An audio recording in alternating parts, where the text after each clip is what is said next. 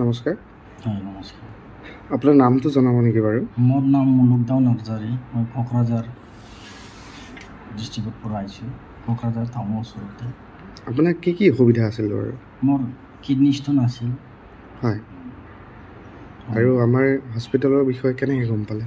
কেনেকৈ গম পালে মানে আমাৰ এজন বাইদেউ গৈছিল তাতে, আমাৰ অফিচত ৰিটায়াৰ্ড হৈছিল। তাই ক'লে যে আমাৰ তাতে সোণাপুৰত ইউৰ'লজি ডক্টৰ আছে, ভালকৈ কিডনী স্পেচিয়েলিষ্ট, তাত যাওক। বেছি দিন হোৱা নাই খোৱাটো বাইদেৱে, এই ৰিচেণ্টলি কৈছে 3 দিনমান আগত। পিছত মই আহিলোঁ আৰু আমাৰ এই অফিচাৰৰ চিনাকি আছিলে আমাৰ ডক্টৰ অৰূপ ছাৰৰ লগত, তাই পঠাই দিলে তাত ছাৰৰ তাত আহিলোঁ, ভাল লাগিছে। এতিয়া ভালে হ'ল।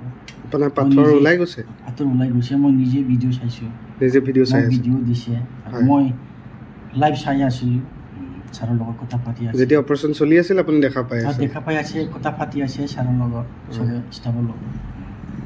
এতিয়া আপুনি যাব পৰাকৈ পূৰা সুস্থ হৈ গ'ল? সুস্থ হৈ গ'ল, হয়। ভালে লাগিছে, চব কিছু ভাল। হস্পিটেলখনৰ বিষয়ে কেনেকুৱা পালে আপুনি? হস্পিটেলটো ভালে আছে, ষ্টাফকেইটা ভাল, বচিছে।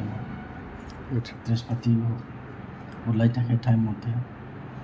মই আশা কৰিছোঁ এই আমাৰ মানুহখিনি বাহিৰত গৈ এনে পইচা বহুত পেলায়, বেলেগত দিল্লী বোম্বাই যায়। এইটো আমাৰ নৰ্থ ইষ্টৰ মানুহ ইয়াতে ওচৰতে আছে, যেতিয়া আহিলে ভাল হয়। আমাৰ এই জাগাৰখিনি মানুহখিনি অলপ মেন পাৱাৰটো বাঢ়িলে আমাক সুবিধা পাব। কিছুমান চাকৰি নাপাওঁ আছে, কাম কৰি খাব পাৰিব। এইটো আশা কৰিছোঁ আৰু কি, যে চবেই আহক।